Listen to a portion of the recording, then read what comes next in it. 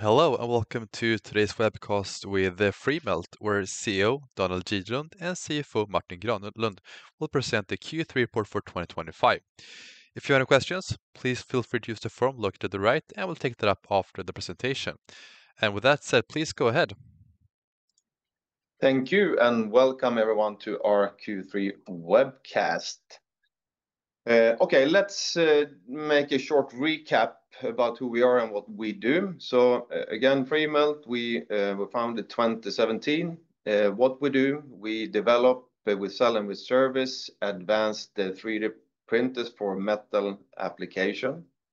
We work with a technology called electron beam powder bed fusion, which is highly suitable for productivity because it's really efficient technology. You can see on the screen here as well. A lot of people think this is lasers, different kind of lasers pointing. This is an electron beam moving 4 kilometers per second, melting more than 3,000 spots per second as well. So extremely suitable for high volume action.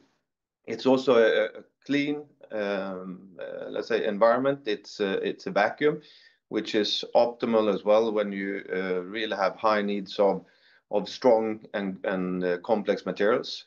And it's also a hot process, so which is also avoids that you get swings from room temperature up to, let's say, tungsten, where you need to get to over 3,400 degrees. So all in all, it's extremely efficient and also suitable for complex applications and materials, which is typically suitable and demanded in areas like defense, energy, and also medtech.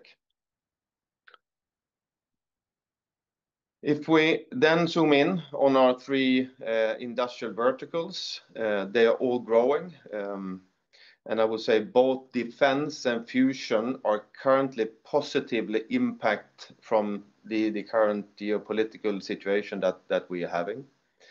Defense, there you can see they are really ramping up volume demand.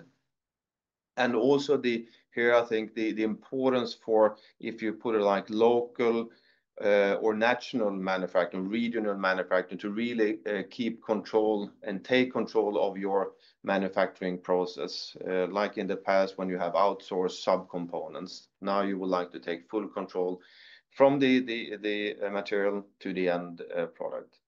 In fusion energy, we can also see a substantial commitment now from investors globally. And just to name drop, a few, I mean, Bill Gates, for instance, and his fund is investing heavily now in fusion. You can also see that end users, although that the technology is not commercialized, but end users, like for instance, Google, are committing to buy fusion energy in the grid when it will be available as well. So, limitless and also clean energy, which you typically call fusion energy, have been a key resource now as well for AI and cloud giants. If we look into more on a national level, I mean, both US, who recently announced their top 3 technology focus areas, and where fusion energy was number 2 after AI and quantum. And also China just, I think last week, announced their 5-year investment plan and focus plan, and where also fusion energy was included as well. So it really has become a top technology priority for the coming years. And I think you even can say that fusion energy now has become the new strategic technology race globally, where we have seen AI in the past and also space.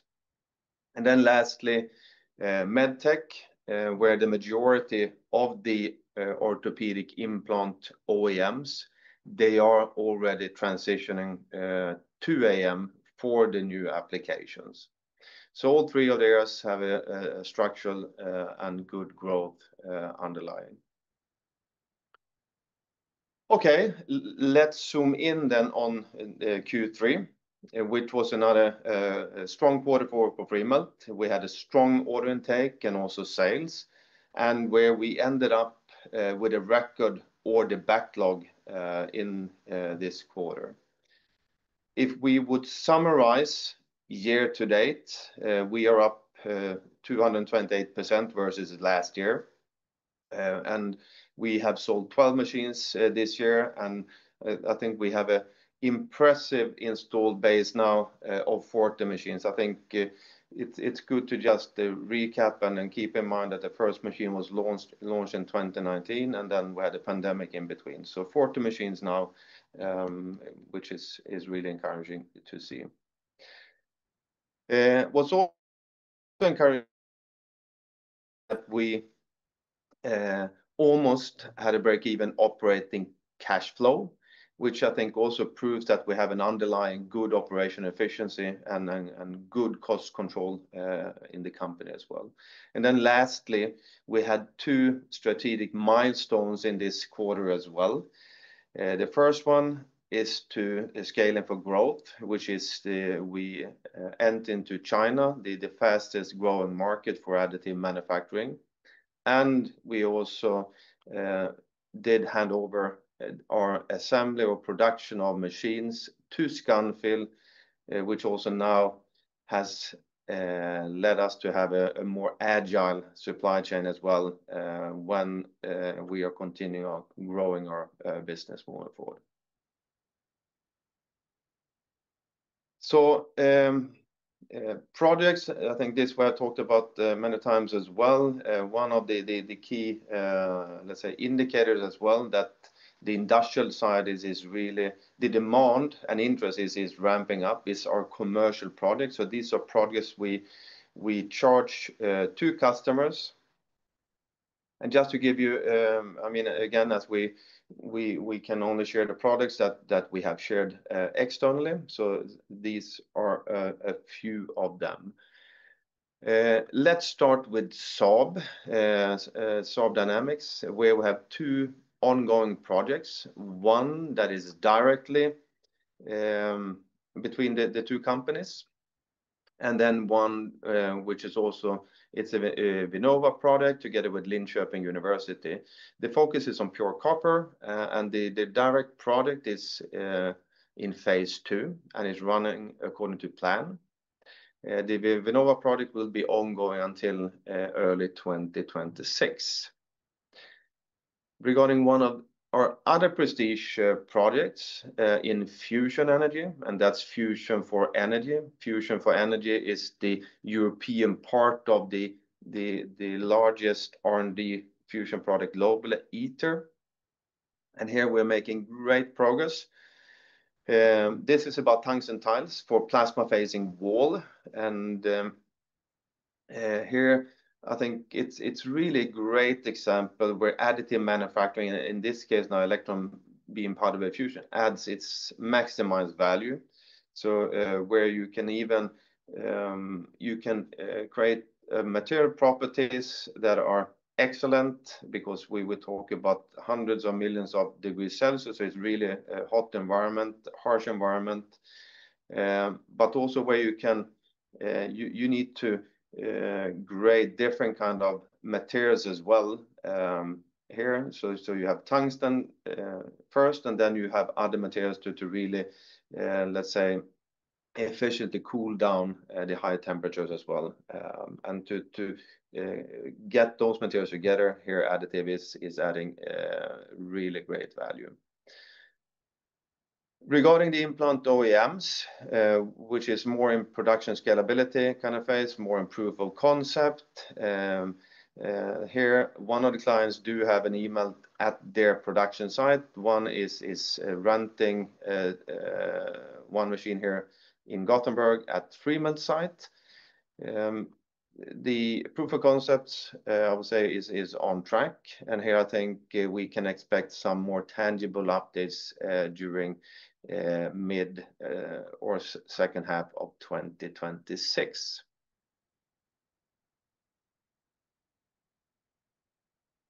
As we have the ambition to become the global leader of electron beam powder bed fusion solutions, then of course we must be present in the fastest growing market for additive manufacturing, China as well. And I think there is still a lot of perception of China being a high labor-intensive manufacturing country, and then maybe it is in some industries. But as I said before, China is the world's fastest growing market in additive manufacturing as well. So it's just a must to be here. And actually yesterday morning, I heard on one of the morning shows on Swedish TV that the former Minister of Foreign Affairs, Carl Bildt, he mentioned as well that China is expected to represent around 45% of the world's industry by 2030. And I think you can also see when you go to China and you see their manufacturing facilities, highly advanced, it's efficient manufacturing, and that they already have in place. So they are becoming really more efficient from manufacturing perspective as well. And when it comes to fusion energy, where, I mean, Freemelt, we have a strong position. We have worked now a couple of years, first with the UKEA, now Fusion for Energy and so forth. I mean, China, as I mentioned before, they're also investing a lot of money in fusion as we speak. And it's included in the 5-year plan. So we also see a great potential and value of the collaboration that we have with Yuli, that is highly experienced and exposed to energy applications as such in China and outside of China as well. Lastly, the Chinese population is getting more wealthy, and which also means that they request more and more orthopedic implant surgeries as well. So while there is also an underlying strong increased demand for additive manufacturing implants. So with that said, I hand over to our CFO, Martin. Thank you, Daniel. I'm very happy to present another strong quarter by the Freemelt team. In Q3, we had an order intake of 18.5 million SEK. So these are the accumulated value of the orders received in the period. We have an order book at an all-time high, 23.4 million. The order book represents the orders we've received, but that we haven't yet invoiced. So this order book is going to be future receivables, then turning into future cash flows, and finally turning into net sales in our P&L. So this is what an indication of what we'll report for the coming quarters. Strong net sales in the period, 17 million. That's up 96% compared to the same period last year. For the year-to-date period, it's even stronger, up 228% compared to the same period last year. We see that the main part of sales, as you can see in the figure on the bottom right, the light green, 81% is from machine sales. We have 12% coming from aftermarket sales, and then a small portion from customer projects and other. What's important to note is the margins. So the direct margins in the P&L are a little bit worse compared to same periods last year, and this is for two main reasons. One is the sales mix. Depends very much which machine we sell, what the margin for each sale of the machine is, and also the outsourcing activity that has been ongoing since the spring, where we see that the initial builds of machines are slightly more expensive, but it's going to go down over time as the efficiency improves with our third-party outsourcing partner. Cash flow. Cash flow was also impressive, operating cash flow of almost break even in the third quarter. This is, of course, the result of sales. So sales do come down as cash flow at some point. And And we have seen the improvement is mainly due to reduction in receivables, meaning customers paying their invoices, and also a reduction in overall inventory of trade goods. This is also a great improvement from last year, and as you can see from the graph, we've had a great improvement in the operating cash flow. The cash at bank at the end of period was 45.1 million SEK. And for the funding strategy going forward, an important part is the listed warrant, which was part of the capital raise in February 2025. It's going to expire in June. It has the potential to provide the company with 50 million SEK in additional funding. But it does require every warrant holder to take action and subscribe. And I just want to reiterate the favorable terms of the warrant, where the price paid is going to be a discount towards a volume-weighted price, which is measured in the second half of May 2026. Subscription is in June, and the maximum price for the warrant is going to be 1.33 krona or 1.33 SEK. So just as a reminder for those of you who have this in your holdings, that you have to take action if you are interested in being part of the future Freemelt journey. Thanks a lot. Thank you, Martin. So let's wrap up Q3. So Q3 was another strong quarter regarding sales and order intake. And I think this also together with a strong Q2, we have ended up with an all-time high order backlog as well, which of course is extremely encouraging and important moving forward. We also achieved two major strategic milestones during the quarter. Again, from a commercial growth and expansion point of view, our presence now in China, the fastest growing market for additive manufacturing, is extremely important. And I think we can also see that based on the first order that we also received on the machine within such a short, let's say, time after we entered into the collaboration with Jiuli, I think it just proves how Jiuli is operating and executing. Secondly, we also, with the strategic agreement with Scanfil, we managed also to hand over according to plan with Scanfil, which is now independently assembling our machines as well, so which will help us a lot when we continue to grow, and also when we continue to grow as an industrial company as well. And I think we just must remind ourselves that we have sold 40 machines until now. And again, the first machine was launched in 2019. We had the pandemic in between, and only in this year we have sold 12 machines now. So I think we've taken clear steps towards our ambition of being a leading EPBF supplier.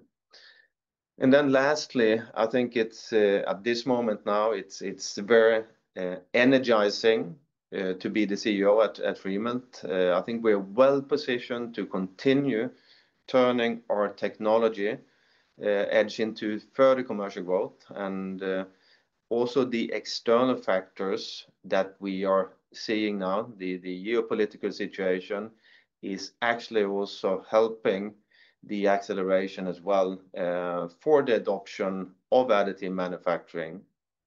So with that said, thanks for listening in, and now we open up for questions if you have any. Yes, thank you very much for that presentation. We'll start with the first question here. Could you give us a breakdown of your order book as of Q3 and also a timeline for the machine deliveries? I can respond to this one. So we don't provide a breakdown of the order book. We do mention in the press releases sometimes when we expect the delivery to take place. Typically, it takes between 3 and 5 months from received purchase order until delivery, and that's also when the machines end up as net sales in our books. We do invoice them in between, so machines are invoiced 30% at purchase order, 60% at delivery, and 10% at install, which is a typical case. It's not always the case, but the typical case. And then I could highlight with regards to the order book that most of it is machine sales, but we also have a few rental solutions which provide income over time, and those are for longer periods. So this is a small part of the order book as well. Thank you for that answer. Will the transfer of production to Scanfil incur any further non-recurring costs? And what impact on gross margin do you expect from the transfer? Well, Scanfil has been building our products since October 1st on the premises in Åtvidaberg. They have been taught how to build these products. And initially, we do see that the unit cost is higher in the transition. It's going to go down over time. And Scanfil is also a partner which helps us to industrialize the machines, helps us with procurement and purchasing. So I do see that the margins will improve over time when we work with Scanfil. And in terms of one-off costs, I mean, it depends very much what kind of initiatives we want to do with this third partner. So I think it's very much up to us what we want to improve, when we want to improve it, and how much we're willing to spend on such improvements. Thank you, Martin, for that answer. What are your investment plans for 2025 and also 2026? I can jump in on this one as well. So we normally don't talk about the future investment plans in detail, but just as a broad outline, we have an application center in Göteborg. We have an application center in the US. And I mean, the projects that we're doing, we see interesting projects. We need machines in those application centers to perform those projects. So that's one area where it's likely that we need to do a bit of investment in order to be able to get new interesting customers, and especially industrial customers as well, for the future. And as we've spoken about in the past, the projects that we do, I mean, those are the really interesting ones which we should keep an extra eye on. In Q2, you made a breakthrough with increased traction in the market, driving record high order intake. And in Q3, your order book is at a record high level, and order intake is at the same level but with fewer machines sold. Can you elaborate on that and how you should think about the order values going forward? I think we can all, of course, I mean, confirm what we communicated in the second quarter. I mean, we are seeing in general an increased traction in the market. I think in fusion we have strengthened our position recently, and I think in defense, I mean, I think all of us can read in the news and see in the news that the pressure for change is great.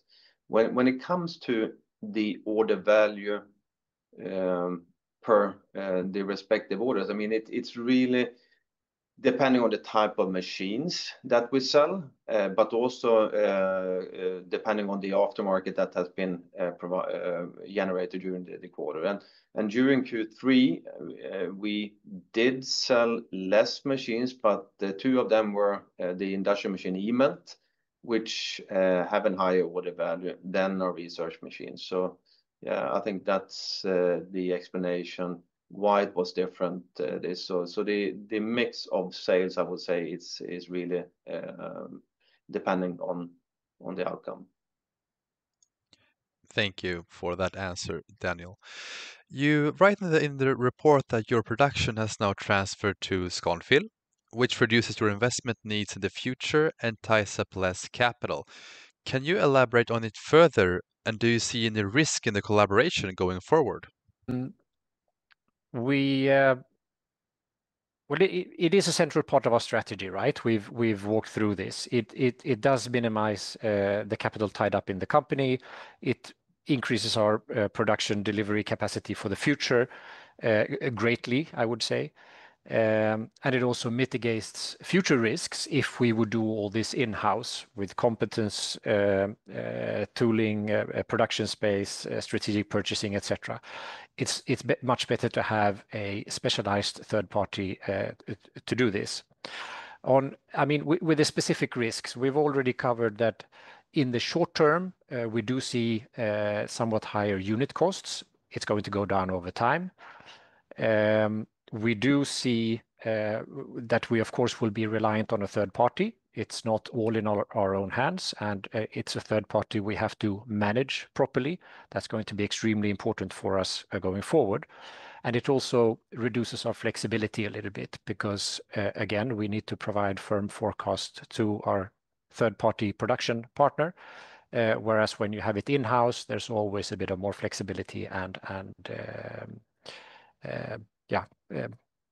easier to handle, if you like. But I would say those are the main sort of things to look at from our side.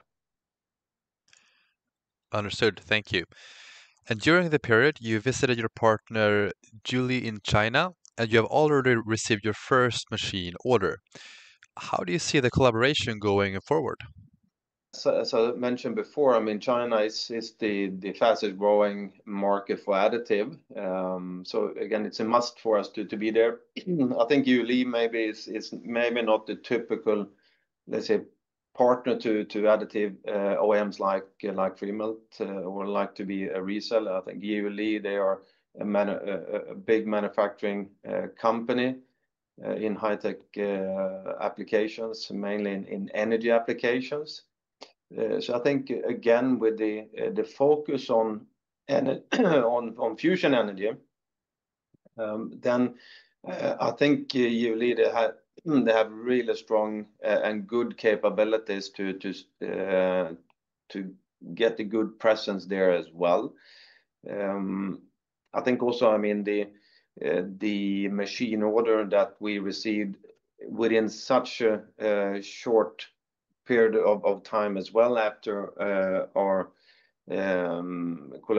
collaboration agreement was signed. I think that also underscores how well the collaboration have started. So moving forward, I just expect this to continue in the same positive path that we have seen from the start. And as you mentioned, there is great pressure for change in defense, and you have several ongoing projects in the sector. Can you tell us how they are developing and what we can expect going forward? I think again, as I mentioned before, there is a high need of advanced components in very complex materials as well, which is critical for defense. And here I think AM will definitely it will play a crucial role. I think I also seen somewhere that AM now is expecting to actually grow substantially within the defense industry as such, up to 19% of the total manufacturing at 2035. We are currently running 2 projects which I mentioned before, but with Saab. And they are running according to plan. And we also got a new order with not a named defense customer, but who acquired a Freemelt 1 machine for material development. So I think all in all, I think the projects and the collaborations, engagement that we're having in defense is running well. And in what way do US tariffs and government shutdown affect Freemelt? Well, maybe I can provide some light on this, if I can. I mean, the tariffs is something which we roll over to our customers. That's our initial standing point. It remains to be seen what the sort of price elasticity is and whether the customers will accept this or not. I think it's very difficult to have a view on that. When it comes to the government shutdown, I mean, sure, it is problematic, but I think the signals we hear is perhaps that it creates uncertainty, and the uncertainty as such is the problem, not necessarily anything else as a sort of first problem. Thank you for that. And compared to last year, direct margins have come down. What is the reason for this? Well, I elaborated on this previously. So it's the sales mix, and it's also the fact that we've transferred production to a third party where we initially see slightly higher unit costs. So I'll just stop there.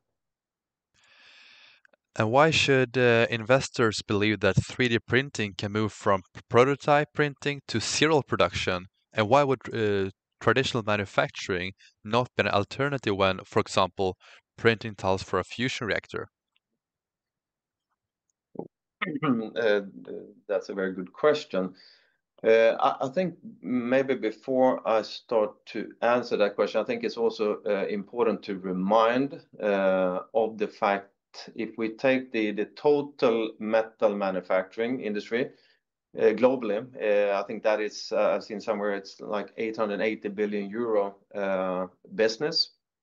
Approximately 1% of it's manufactured by AM. So still it's a huge opportunity, and AM will not take over ever. It will not replace conventional manufacturing in all this. But and I think also it's important to highlight as well. I mean, the conventional manufacturing has actually thousands of years behind, a long legacy.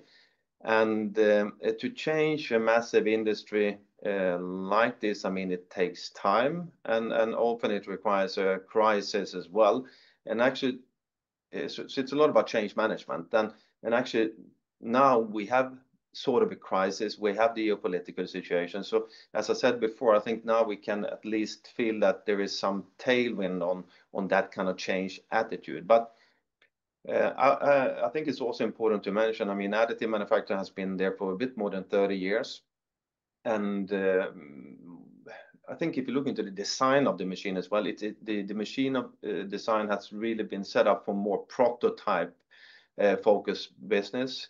How you operate a 3D printer is that you stand at the printer and do all the preparation. You also, after the print is done, you stand at the printer, do all the post work. So you actually block the machine for productivity. And if you cannot produce as much as you can do with conventional, then of course, I mean, the cost per printed part actually becomes too high. So I think that's one reason. This is also a reason why Freemelt did actually redesign our machines. I mean, we, as you potentially saw on the first slide, and if you follow us, you have seen as well that we have an interchangeable modular system. So before the print, we prepare everything in a different part of the factory.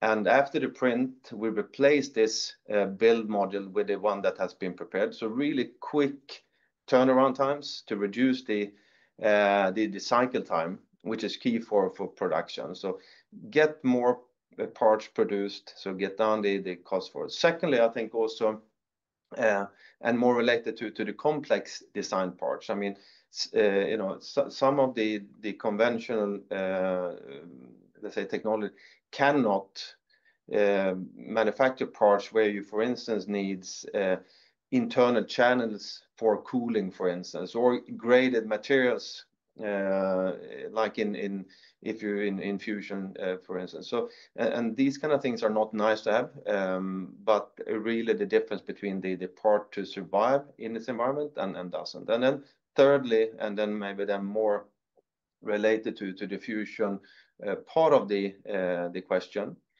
I mean, fusion tiles, these are small tiles that you put into the plasma on the plasma wall. I mentioned before, it's like hundreds of millions of degrees. So extreme heat and also thermal shock. I mean, conventional manufacturing, it creates stresses and also multiple failures in the interfaces between the different kind of materials that you need to have. So with additive, and in this case electron beam powder bed fusion, I mean, you can print fully dense tungsten parts and also engineer porosity where it's needed, where you need to add other materials. So all in all, I think you get the better kind of material, you get less joints and less cracks, and in the end longer life. So from that point of view, additive is really adding so much more value to, in this case, fusion tiles than conventional manufacturing. Thank you for that answer. And I believe you already answered this question, but maybe you can add some more color. And why not just use traditional manufacturing for fusion tiles? Again, I mean, fusion tiles at this moment is being manufactured with tradition, but as I tried to explain, I mean, you can get additional value with additively manufactured. You can get longer life, and what you don't want to do is to stop a fusion reactor when it's up and running, and have long, let's say, cycle times before you can run it again. So if you can extend the life of the reactor to be up and running with having better materials, etc., then of course, I mean, it's better for everyone in the end. Thank you for that answer. And we'll take one final question here before wrapping up. Do you get any powder cells from the installed base? At this moment, so Freemelt, we have taken an open source approach when it comes to our architecture and software, but also when it comes to powder. So most of the other, let's say, OEMs do have let's say, closed ecosystem. You need to buy the printer, the software, and the powder. Freemelt taking a different kind of approach. So we collaborate instead with partners that can add most value from a powder point of view. And we work a lot with Sandvik, just to mention one. So with that said, no, at this moment we don't sell powder to our customers, but we do that through our partners. Okay, that concludes today's presentation and also Q&A section here. Thank you very much, Daniel and Martin, for presenting and answering all of our questions, and thank you for everyone for tuning in. Thank you. Thank you. Thank you all.